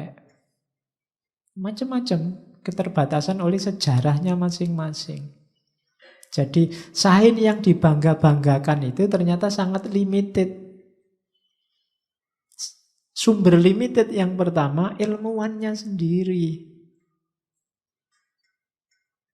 Ini yang jarang disadari orang. Saya sering bilang Ya kalau Al-Quran itu pasti baik, pasti benar. Tapi manusia yang memahami Al-Quran tidak. Dia penuh keterbatasan. Maka hasil pemahamannya tidak pasti baik, tidak pasti benar. Analoginya ke sana. Karena agama dan sains itu kan dua-duanya sama-sama tafsir. Kalau sains, ilmuwan menafsirkan realitas. Kalau agama, ilmuwan atau ulama menafsirkan nas, menafsirkan teks. Dua-duanya sama-sama tafsir. Derajatnya manusia. Tidak bisa hasil pemahamanmu kamu samakan dengan Tuhan, dengan Quran. Karena dia bisa keliru, bisa salah paham. Kalau merasa level pemahamanmu selevel Tuhan, selevel Quran, itulah nanti yang disebut arogan, kalau dalam agama sombong. Nah, itu pesan moralnya dari Feyerabend. Ilmuwan tidak boleh sombong. Dia terbatas. Tidak boleh arogan. Perspektif yang dia miliki itu hanya satu dari sekian banyak perspektif yang mungkin. Sama-sama melihat manusia, filsafat, psikologi, antropologi, ilmu hukum itu beda. Manusia sebagai apa itu beda-beda. Jadi ilmuwan terbatas. Maka ini kalimatnya Feyerabend, my life has been the result of accident, not of goals and principle. My intellectual work forms only an insignificant part of it. Love and personal understanding are much more important. Important, bukan impotent membacanya. Very important. Leading intellectual with their zeal for objectivity kill this personal element. They are criminals, not the leaders of mankind. Jadi katanya Feyerabend, hidupku ini kalau kamu mau jujur adalah hasil dari kebetulan-kebetulan. Not of goals and principle. Bukan tujuan yang kamu target atau prinsip-prinsip yang kamu bikin. Kalau tidak percaya kamu muhasabah. Hidupmu lah isinya kebetulan-kebetulan. Tidak tahu Pak, tiba-tiba kok kuliah di UIN. Tidak tahu Pak, kok ambil jurusan ini. Tidak tahu kok tiba-tiba jadi takmir masjid saja itu. Tidak tahu. Kebetulan demi kebetulan. Bukan dituntun oleh prinsipmu. Saya punya prinsip gini Pak. Tidak. Kebetulan-kebetulan. Dan di antara kebetulan itu my intellectual work. Jadi kerja intelektualku termasuk kebetulan juga love and personal understanding. Cinta, hubungan personal, pemahaman personal itu juga bagian, bahkan lebih penting daripada intelektual. Dalam hidupmu kan ilmu, intelek itu kan nomor sekian. Lebih penting yang kamu cintai apa, personal understandingmu apa. Sementara di sisi lain, leading intellectual with their zeal for objectivity kill this personal element. Unsur-unsur individualku yang luar biasa, yang ada cintanya, ada pemahaman personalnya, ada intellectual work-nya, itu seringkali dihancurkan oleh leading intelektual, para ilmuwan, tokoh-tokoh intelek besar, para pemimpin, pionir-pionirnya intelek. Mereka merasa sok tahu tentang kita terus membaca kita. Itulah yang disebut kill personal element. Kamu muslim ya? Alah muslim ya mesti teroris, ngamuan misalnya. Loh itu sains itu senengannya gitu, melakukan klaim membunuh personalitas kita. Cinta, hubungan pemahaman kita terhadap hidup, pemaknaan kita terhadap hidup. Kayak tadi orang berobat ke Ponari, orang buang sajen di laut, itu kan dihakimi oleh para ilmuwan. Katanya Feyerabend, they are criminal. Mereka ini para kriminal, penjahat ini. Not the leader of mankind, bukan pemimpinnya manusia. Mereka mengebiri kemampuan berpikir kita. Mereka membatasi hidup kita. Mereka membaca hidup kita versi mereka dan kita disuruh ikut mereka. Mereka kriminal. Nah, ini silahkan dilaporkan Feyerabend. Kriminalisasi ilmuwan dan ulama. Oh, ini terang-terangan dia ngomong daya kriminal. Itu kan kriminalisasi namanya. Tapi menurut Feyerabend itu loh dosanya para ulama, para ilmuwan. Tidak mau tahu tentang personalitas kita. Wong kita itu punya sejarah sendiri, punya perspektif sendiri. Dipaksa harus membaca sejarah versi mereka. Kita yang lebih paham siapa diri kita, tapi kita disuruh membunyikan diri kita versi mereka. Daya kriminal. Mereka yang membunuh kita. Itu katanya Feyerabend. Cari kalimat ini di buku Who is Who in Amerika. Oke. Ilmuwan historis, ilmu juga historis.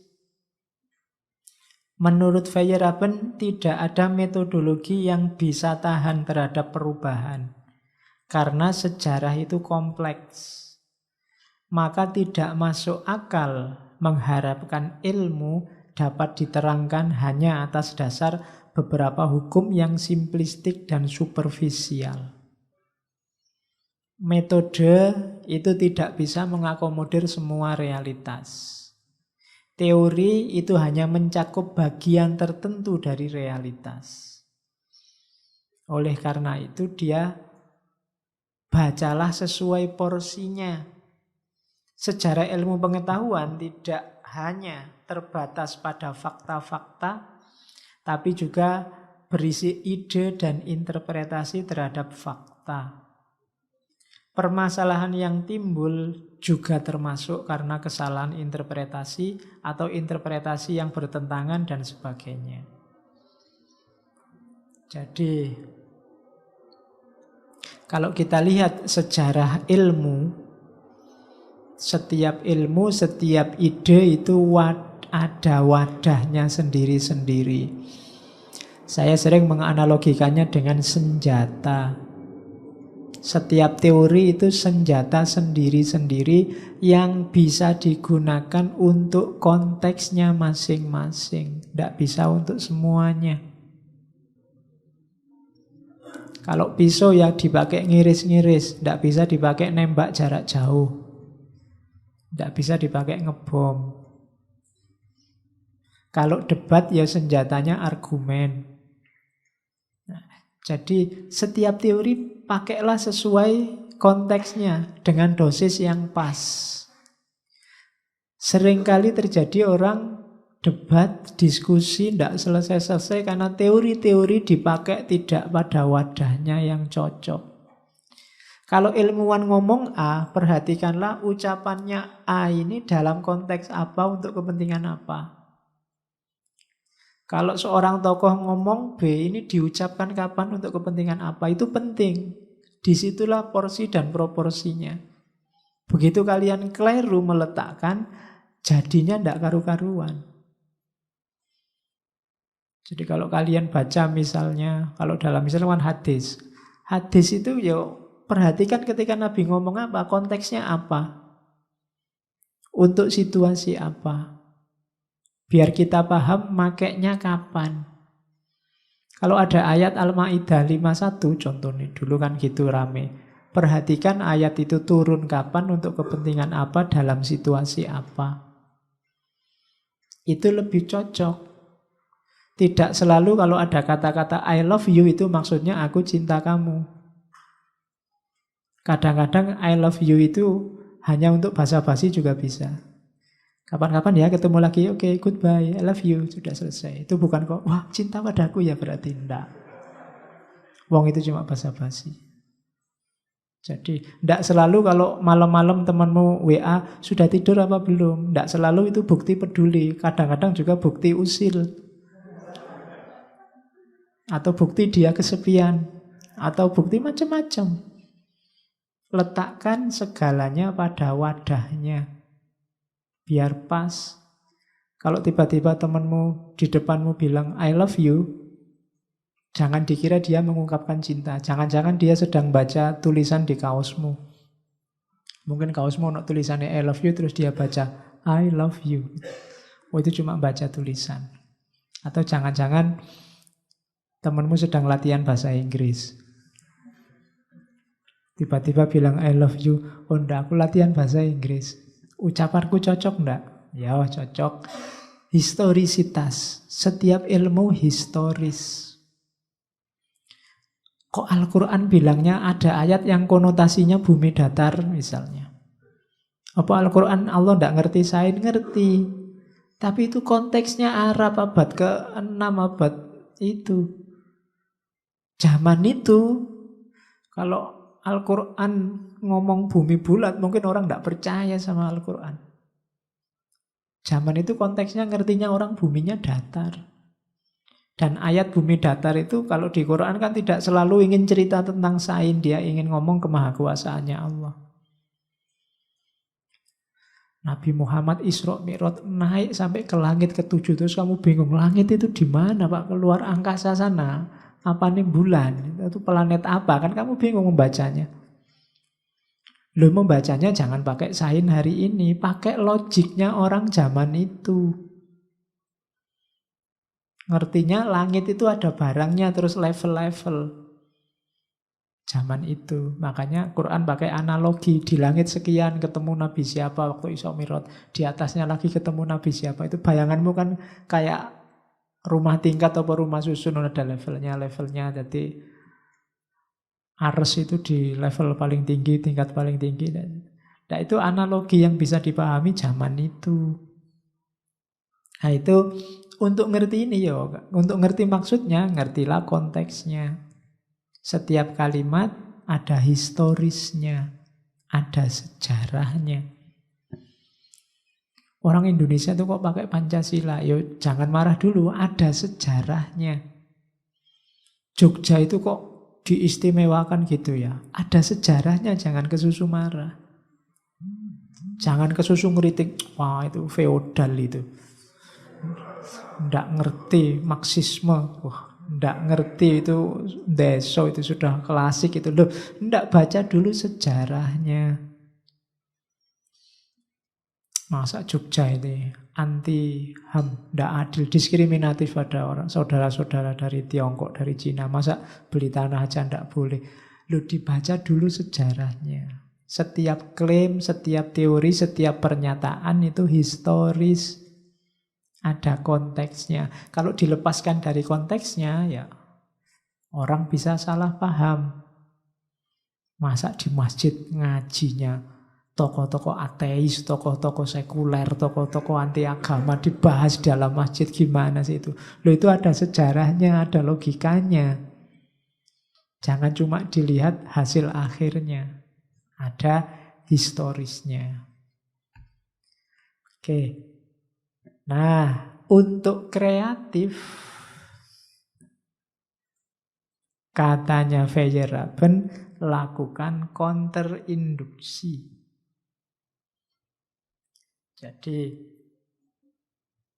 cara paling gampang itu lakukan counterinduksi. Kenapa? Karena sains itu metode yang paling diagungkan itu induksi.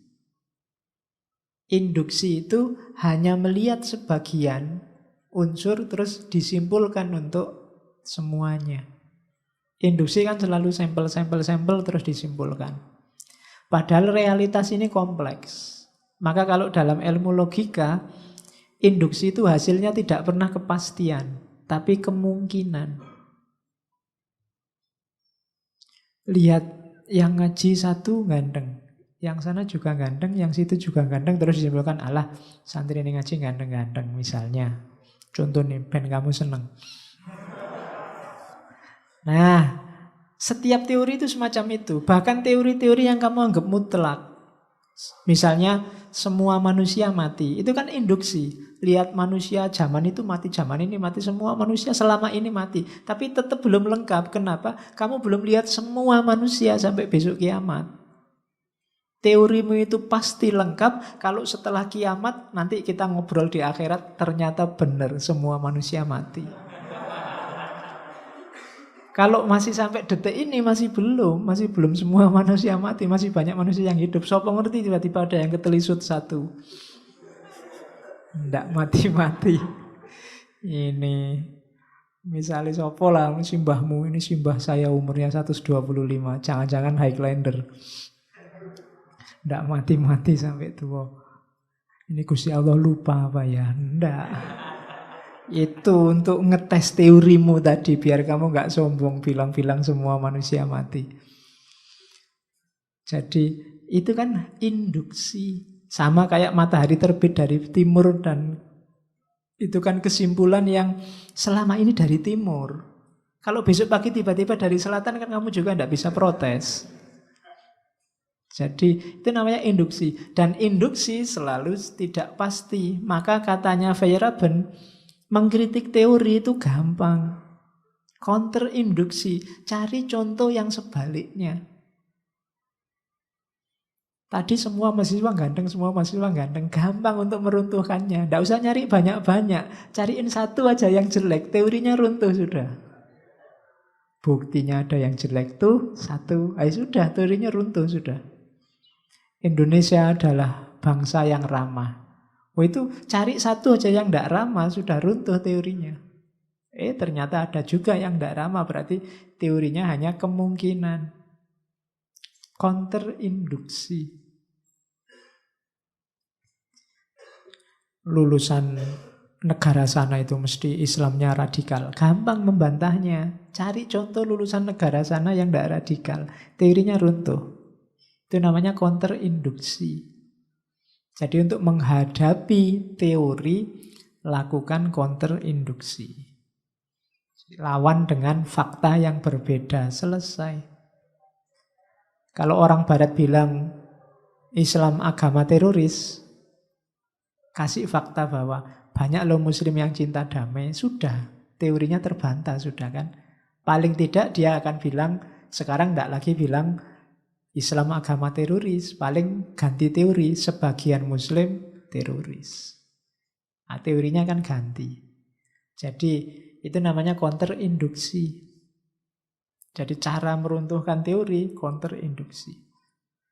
Secanggih apapun teori, itu hanya kan dari sampel realitas.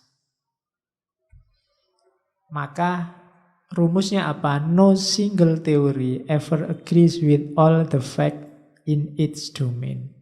Tidak ada satu teori yang cocok untuk segala hal, semua fakta dalam wilayah itu. Jadi semua teori sifatnya sebagian cocok, tapi pasti ada pengecualiannya yang tidak cocok.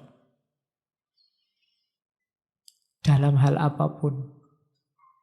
Apakah ilmu eksakta maupun ilmu sosial humaniora. Tidak ada yang selalu cocok terus-terusan. Bahkan ilmu fisika, matematika, biologi juga selalu ada pengecualian-pengecualian. Fisika aja sekarang sudah kuantum. Relativitas, tidak ada lagi yang pasti. Jadi, no single theory ever agrees with all the facts in its domain. Nah, yang pertama itu. Kenapa sih harus tidak terlalu percaya sama sains? Karena sains itu tergantung pada observasi. Observasi tergantung pada teori. Teori tergantung pada bahasa. Dan bahasa itu sifatnya tradisi, kesepakatan. Itu loh yang membuat sains itu tidak universal dan tidak eksak. Jadi sains tergantung pada observasi. Observasi kan sumbernya sains. Observasi tergantung pada teori. Tadi kita neliti kemana-mana kan pakai teori. Kalau kalian mau penelitian lapangan, itu kan ke lapangan sudah bawa teori. Kalau tidak bawa teori kamu bingung. Saya ndak apa, ke lapangan dulu aja. Sampai sana kamu tolah-toleh, kira meneliti apaannya ya Pak, ndak bisa. Pasti ada teori yang kamu bawa. Jadi sains tergantung observasi, observasi tergantung teori, dan teori tergantung bahasa. Kenapa teori tergantung bahasa? Karena teori itu pengalaman dan pemahaman. Rumusnya kan itu. Pengalaman dan pemahaman ini kalau diartikulasikan medianya bahasa. Jadi maka secanggih apapun ilmu, serumit apapun ilmu, sains, dia tergantung pada observasi, dan observasi selalu bergantung pada teori, dan teori selalu butuh bahasa sebagai media. Dan kalau itu bahasa, ya sifatnya tradisi, kesepakatan subjektif. Bahasa filsafat dengan bahasa biologi beda, bahasa tradisional dengan bahasa modern beda, bahasa orang kota dengan bahasa orang desa kan beda. Jadi disinilah kelihatan bahwa sains itu sebenarnya subjektif. Itu yang dikritikkan oleh Feyerabend. Tidak perlu terlalu gaya kalau kita menguasai sains. Akhirnya ada dua prinsip dalam sains. Yang pertama adalah prinsip anything goes. Apapun silahkan jalan. Ini prinsip pertama. Jadi kamu boleh gegeran sama pembimbingmu. Skripsi saya ini Pak, pendekatannya Feyerabend Pak. Prinsipnya anything goes. Jadi saya nulis apa aja, jalan Pak. Jadi boleh. Yang penting kan ke sana.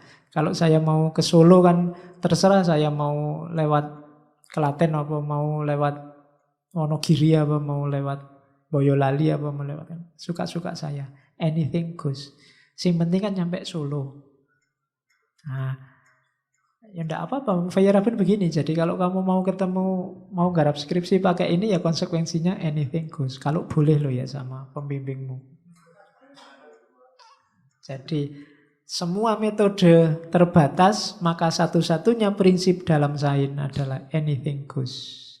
Segalanya jalan saja. Kenapa segalanya jalan saja? Prinsip proliferation. Biarkan berkembang. Biarkan semakin banyak perspektif. Biarkan semakin banyak teori. Disitulah indahnya ilmu. Disitulah menariknya dunia sains. Proliferation, prinsip pengembangbiakan. Bikin teori sebanyak mungkin. Cocok atau tidak cocok, tidak masalah. Bikin aja sebanyak mungkin. Relevan apa tidak relevan, gak usah dipikir. Nanti ada seleksinya sendiri. Bikin sebanyak mungkin. Proliferation. Anything goes and proliferation. Dari sini dunia ilmiah berkembang. Jangan lagi jadi dogma kayak agama yang membelenggu. Jadi prinsipnya proliferation. Itu yang nanti membuat teorinya dikenal sebagai anarkisme. Anarkis. Setiap teori silahkan jalan sendiri. Science is an essentially anarchic enterprise. Ilmu itu hakikatnya adalah dunia yang anarkis. Theoretical anarchism is more humanitarian and more likely to encourage progress than its law and order alternative. Anarkisme teoritis itu lebih manusiawi dan lebih memungkinkan mendorong perkembangan sains daripada model kaku law and order, hukum dan aturan. Jadi maka katanya Feyerabend, kalau ingin sains maju, anarkis. Jangan terlalu banyak diatur. Maka sains akan maju. Oke. Bagaimana menghadapi sains? Santai saja. Ini kalimatnya ini. Ambil dari buku How to defend society against science. I want to defend society and its inhabitant from all ideologies, science include. Apa sih tujuannya dia bikin teori semacam ini? Aku ingin membela masyarakat dan semua penduduk, semua warga dari segala jenis ideologi termasuk sains. All ideologies must be seen in perspective. Semua ideologi harus dilihat sifatnya perspektif. Perspektif itu benar menurut siapa? One must not take them too seriously. Orang tidak harus menganggapnya terlalu serius. One must read them like fairy tales, which have lot of interesting thing to say, but which also contain wicked lies. Orang kalau membaca sains, anggap aja kayak baca dongeng. Banyak hal yang penting, tapi juga banyak kebohongan-kebohongan yang merugikan, yang jahat. Like ethical prescription, which might be useful rules of thumb, but which are deadly when followed to the letter. Atau seperti pedoman etika yang mungkin bermanfaat untuk sopan santun, tapi akan mematikan, akan merusak kalau diikuti letter luck. Ya sih, misalnya gini loh. Kita sama etik disuruh jujur. Jujur itu bagus untuk pedoman etik, tapi ya jangan letter luck. Nanti apa wae jujur. Ada temannya bau, kamu bau sekali, enggak mandi. Aku sejak tadi nahan nafas dekat kamu misalnya. Yo jangan terlalu jujur begitulah, basa-basilah. Kamu mikir-mikir dikit apa gimana. Nah, itu namanya jangan letterlek. Kalau letterlek malah mematikan.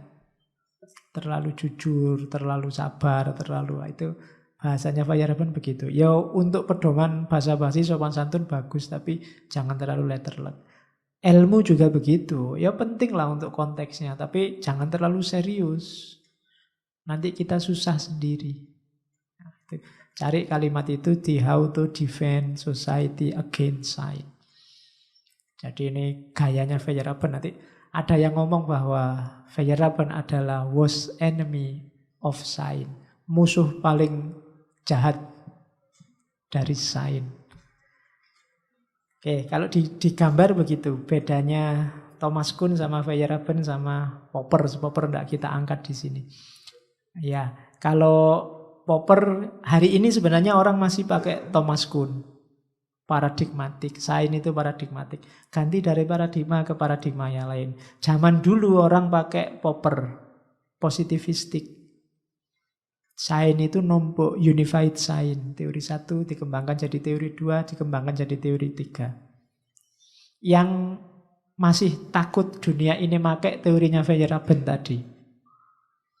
Bahwa semua hal punya reasoningnya sendiri, tapi hidup nanti dihidupkan oleh tokoh-tokoh postmodern dalam teori pluralitasnya. Tapi sains hari ini lebih banyak mengadopsi gayanya Thomas Kuhn, yang dari paradigma pertama ganti paradigma 2, ganti paradigma 3. Yang belum nyampe Feyerabend. Yang selama ini kita pakai dari SD sampai kuliah itu sebenarnya positivistik, positivisme logis. Antara lain yang dipopulerkan gaya Popperian.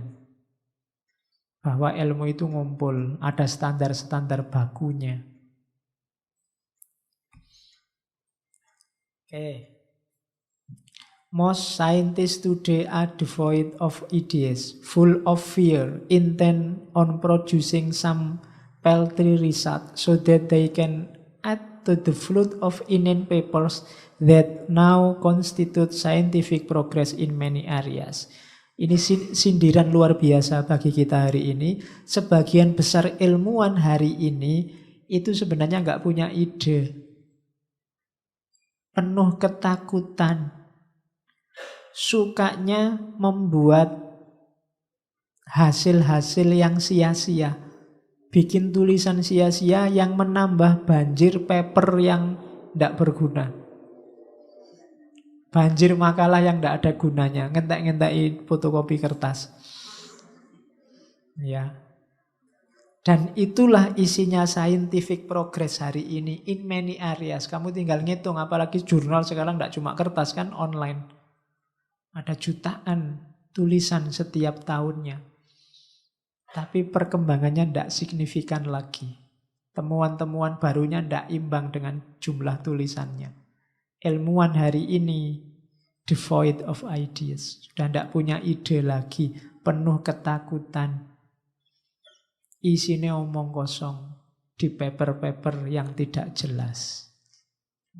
Tuh kritiknya Feyerabend. Maka katanya Feyerabend, the best education consists in immunizing people against systematic attempts at education.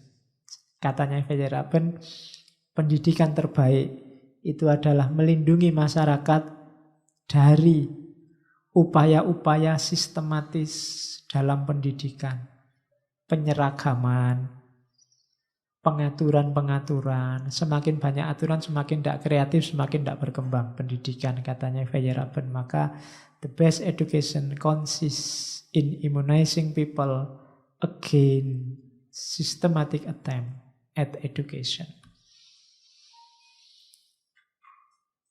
I do not see why I should be polite to tyrant whose slobber of humanitarianism and think only of their own petty interest. Ini di antara kritiknya pada ilmuwan-ilmuwan yang tiranik, maksa-maksa kebenarannya. I do not see why I should be polite. Aku tidak tahu mengapa aku harus sopan pada para tiran. Whose slobber of humanitarian, yang meludah, yang melecehkan kemanusiaan dan hanya memikirkan kepentingan mereka yang tidak jelas, yang rendah. Ngapain harus tak hormati ilmuwan-ilmuwan yang mikir dirinya sendiri, kepentingannya sendiri, partainya sendiri. I do not see why I should be polite to tyrann. Pada para tiran itu. Terakhir, ini saya ketemu kalimat bagus di bukunya Farewell to Reason. Selamat tinggal rasio, selamat tinggal akal sehat. Karena kita hari ini hidupnya dalam banyak ketidakrasionalan. All religion may be centered around a generally good idea. However, this has not stopped its adherents from acting like bastard. Semua agama berpusat seputar gagasan-gagasan yang bagus secara umum. Meskipun demikian, hal ini tidak menghentikan para pengikutnya bertindak seperti, gak enak ngomong bastard itu. Iya. Jadi bajingan, berandalan. Loh iya, aku kan cuma nerjemah kata-katanya Feyerabend. Itu kan basa kasare, ajarane sih apik, tapi pengikuti kok ngono kabeh. Banyak yang begitu. Lah terus apa gunanya ajaran tadi? Apa gunanya kebaikan-kebaikan yang diceramahkan itu? Kalau tidak bisa diimplementasikan. Itu di antara yang dia bahas di bukunya Farewell to Reason. Kalau kamu punya, kalau minat downloadlah, syukur-syukur terjemahkanlah. Selamat tinggal akal sehat. Karena hari ini kita dibohongi terus-terusan oleh sains. Oke, Feyerabend selesai. Ya, alhamdulillah para ilmuwan barat yang melakukan kritik pada dunia sains mereka selesai. Minggu depan kita masuk ke dunia timur, ke dunia Islam. Kita awali dari Syed Hussein Nasr dan nanti diakhiri di Ghazali. Ar-Risalah ala Dunia. Oke, saya akhiri sekian. Kurang lebihnya mohon maaf. Wallahul muwafiq. Wallahu a'lam bishawab. Wassalamualaikum warahmatullahi wabarakatuh.